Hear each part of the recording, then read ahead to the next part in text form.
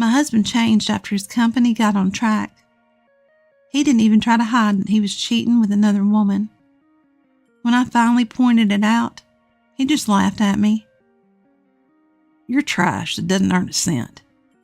You should just be grateful I'm supporting you. Then I'll get a job.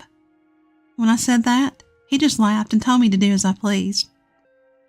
I found employment at my husband's parent company. That's when I started my revenge on my husband. My name is Karen, a 34-year-old homemaker, and my husband Michael is 36 and runs a printing company. We originally worked at the same company. I was in the illustration department and he was in sales. We fell in love and married when I was 26. Once we were settled, he quit his job and consulted with me about starting a new company. I was unsure, so I decided to consult with our business partner, Bob, whom we had worked with before. Bob was a CEO we knew from our previous workplace. He's involved in various businesses and often handled advertising for the products his companies made. Bob supported our challenge and even invested money. I'm a fan of Karen's illustrations, he said. I couldn't find words other than gratitude. We will definitely make our company a success, just the two of us, I declared to Bob. And the two of us started running the company. Initially, we struggled, living in a small apartment, but once the company took off, we could move into a high-rise condominium. That's when my husband asked me to focus on being a homemaker. I'll hire someone else for the illustrations eventually. I want you to support me. I couldn't say no to that. I decided to report the matter to Bob, who had invested in us. I'm sorry, but I'll have to quit the illustration work. Bob genuinely felt sorry for me.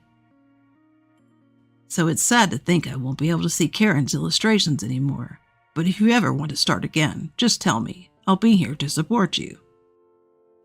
Yes, thank you very much. And so I became a homemaker to support my husband. But since I love drawing, I now upload my illustrations as a hobby to Instagram. The response has been great, and this has become my secret pleasure. My husband's company continues to thrive since I left. Our lifestyle has become more prosperous accordingly.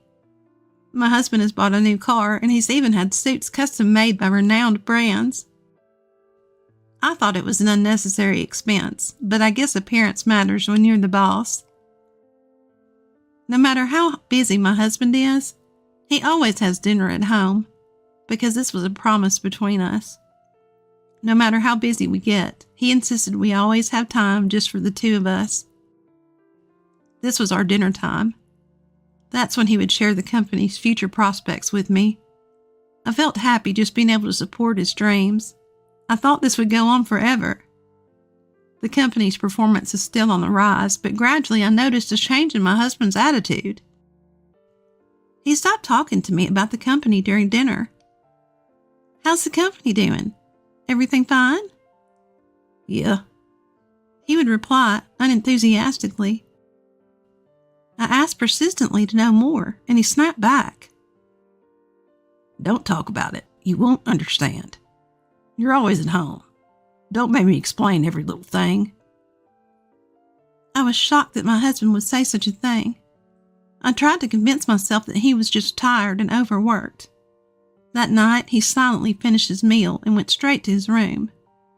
This continued for a while, and then he started having dinner outside. He would send excuses about socializing or entertaining, but he used to have dinner at home even then. I would wait for him, holding off on dinner myself, and yet now he would casually dine out. Lately, he wouldn't even send an excuse via email. When I brought it up, he would just yell at me. He seemed like a completely changed person. I felt nothing more than a servant to my husband. I would break into tears at the thought. When we started the company, we endured hard times hand in hand. Now I feel lower than his subordinates. I don't do housework because I like it. I wanted to continue my work in illustration.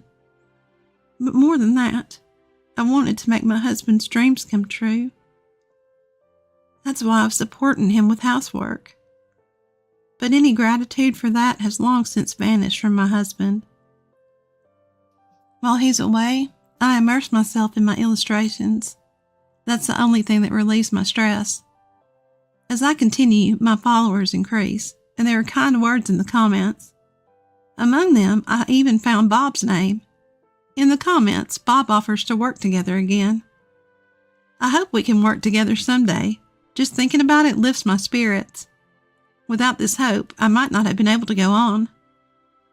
Ever since we stopped having dinner together, a rift began to grow between my husband and me. Eventually, I started to sense the presence of another woman. I detected a scent of perfume on my husband's discarded suit jacket, a fragrance he would never use. When I questioned him about it, he brushed it off, saying it must have come from an acquaintance. He did so with a smirk, acting as if being caught wouldn't be a problem at all. For the first time, my long-standing sadness towards my husband turned to anger. I thought, enough with the mockery. I was left alone at home, waiting for my husband, unable to do anything but household chores. The anxiety of being left behind by society grew day by day. My friends only told me how envious they were. When I consulted my parents, they just laughed, calling it a luxurious worry. I had to face this problem all by myself. Then one day my husband came home drunk. I took care of him desperately and put him to bed. That's when I noticed a lipstick mark on his shirt. There's no way he'd come home with a kiss mark there for no reason. It was a declaration of war from the other woman. I had finally caught proof of my husband's infidelity. The next day, I showed him the shirt and confronted him. "Where were you last night? What's this kiss mark?" My husband was surprised by the kiss mark, but was unfazed by my confrontation. "I was out at a bar with friends. Must have happened then." "Right there. You'd have to take off your jacket for that to happen. Didn't you notice?" "I said I don't remember." My husband stood up and slapped my cheek. I fell backward, unable to comprehend what had happened. All I felt was a hot, stinging pain. "When will you get it? Who do you think's providing for us?" My husband said that and went back to his room. I watched his back, tears spilling down my face. My husband had changed. He no longer loved me. I was shattered by the harsh reality. From then on, my husband became violent whenever something displeased him. If he didn't like the meal I'd prepared, he'd throw the plate on the floor. "This tastes awful. Do you even know what I eat every day? If you want to stay my wife, you better improve your cooking skills." My husband said that and got up to leave the room. "I'll eat out. If I eat this, it'll affect my work." I chased after my husband. "Wait, I want to cook what you like, but you never come home or talk to me. How can I make something delicious like that?" My husband clicked his tongue, clearly annoyed by my desperate plea. "So, shall we get a divorce then? I'm totally fine with it. I can live without you, but you can't live without me, can you?" My husband looked at me and smirked. "You're a piece of garbage that doesn't make a single cent, and you're a parasite living off me." With those words, something inside me snapped. This man will never change. The kind and considerate husband of the past is dead. Then I'll get a job. "What? What do you mean?" I will also become financially independent. My husband laughed, clutching his stomach. "Who would hire a powerless person like you?" I held back my anger. I mustn't lose control and lash out. That would only lead to more physical abuse. Since I can't win through physical strength, I must find another way to fight. "Well, do as you please, but don't neglect the housework with your insignificant earnings. I won't allow that." My husband said those words and left the house. I immediately began preparing. By hiring a detective to catch evidence of my husband's infidelity, I easily obtained numerous photographs. My husband was seen with flashy dressed women, enjoying drinks together and entering hotels. And it wasn't just one woman. He was baiting women with money and playing around with different ones. Seeing those photos and hearing the detective's report, I felt no emotions. No anger, no sadness. Rather, I thought it was good that the flashy behavior made it easy to obtain evidence. 1 week after obtaining the evidence, I headed to a restaurant on the top floor of a hotel. I was wearing the most beautiful clothes I could find. But I looked overwhelmingly cheap compared to the other customers in this restaurant. As I timidly headed to the reserved seat, Bob was already seated. "I'm sorry to keep you waiting." I apologized, and Bob smiled, gesturing for me to sit. No, I've been eagerly waiting for you, Karen. Making me wait isn't a big deal at all." Bob had helped fund us when my husband and I went independent. He was also now the president of my husband's parent company. "Thank you so much for supporting us during our independence." "I was surprised when you said you two were going independent, but since I had been working with you for a long time, funding you was no big deal." "It seems the company is doing well thanks to you." Bob's face turned stern at my words. "Well, that's true, I guess, but today it's about you accepting my invitation, right?" Bob said, smiling and reassuring me. "Yes, please." I straightened up and greeted him. Bob was one of the people who highly praised my illustrations. He provided funding when we went independent because I was part of it. He was the only one who advised me not to become a homemaker. We had lost touch, but he found me on social media and left a comment. We began communicating through email and SMS. "But you understood my illustrations well, didn't you?" "I'm a fan of yours, and I'm really glad you didn't quit illustrating." "I never thought you'd scout me, though." Bob had offered to hire me as an illustrator via SMS. It was quite some time ago, and I had declined because of my household chores. But he kept inviting me time and again. It was a week ago when I decided to accept Bob's offer during a conversation with my husband.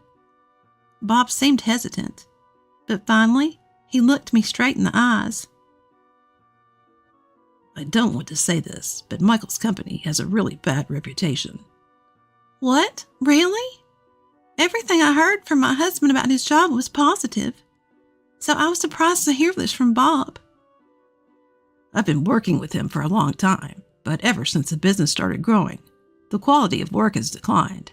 Deadlines are missed, mistakes are made, and he doesn't seem to reflect on it." "Is this reputation widespread?" "Well, his company was growing rapidly, so it drew attention, but now it's attracting the wrong kind of attention. There are even rumors of him associating with a bad group." "I didn't know that. I realized I didn't know much about my husband." To lighten the mood, Bob said cheerfully, "Anyway, you'll be drawing illustrations for us from now on. No need to outsource it. It's a big benefit for our company." "Thank you for accommodating my request to not affect my family life." "It's okay. We don't intend to overwork our employees anyway," Bob said with a smile. And so I started working for Bob. I only had to draw illustrations, so I didn't need to go into the office. Bob allowed me to work remotely. This way I could work without it interfering with my household duties. I really felt the joy of drawing, something I truly loved. I had enjoyed it as a hobby, but now I felt the joy of being able to work on commissions. It was a fulfilling job. But there were times when my household chores and supporting my husband took up my time. A desire to work as much as I liked on my own started to grow within me. Thankfully, I started earning a decent income.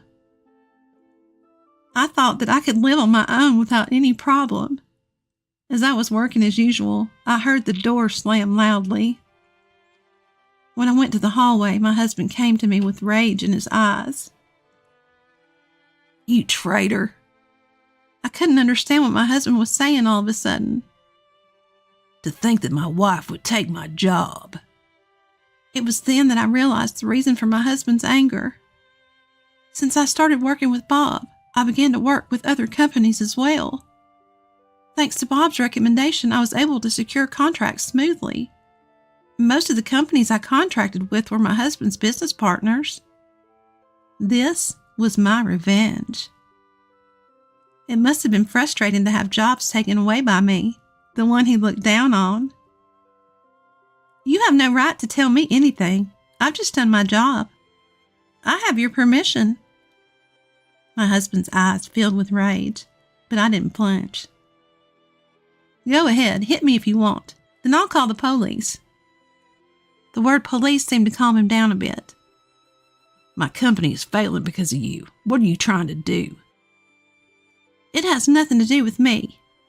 I went into the room and brought the divorce papers to my husband. We're not husband and wife anymore. Don't be ridiculous. You're divorcing me because my company is failing. You're just a gold digger. I could have divorced you at any time, but I thought now was the right timing. After all, I have a lot of work now and I'm making money. Hey, wait. Let's talk about the company's future before we talk about divorce. We started this company together, didn't we? You kicked me out of that company, remember? I have nothing to do with it now, and I'll make sure to get compensation. Michael was irritated, biting his lip. How greedy can you be? You can't claim compensation when you're the one asking for a divorce. Do you know how many times you've hit me? And you were having affairs without a care? I have all the evidence. That's enough to claim compensation. I showed him pictures that proved the affair. My husband, who had heard everything, fell to his knees and begged me. Please, the company's in dire straits. I can't handle compensation or divorce on top of that. Please support me. As soon as people found out that the company was doing badly, they abandoned me.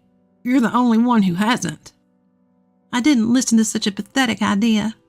I left the house with only my work tools and a change of clothes. The next time I came home was when the divorce was finalized to pick up my belongings. My husband's company was making mistakes everywhere and no one wanted to work with him. To pay me compensation, he was spending his days begging. On the other hand, I started living alone, making a living drawing my favorite illustrations. I've become quite wealthy, but I live without forgetting my integrity, taking my ex-husband as a negative example.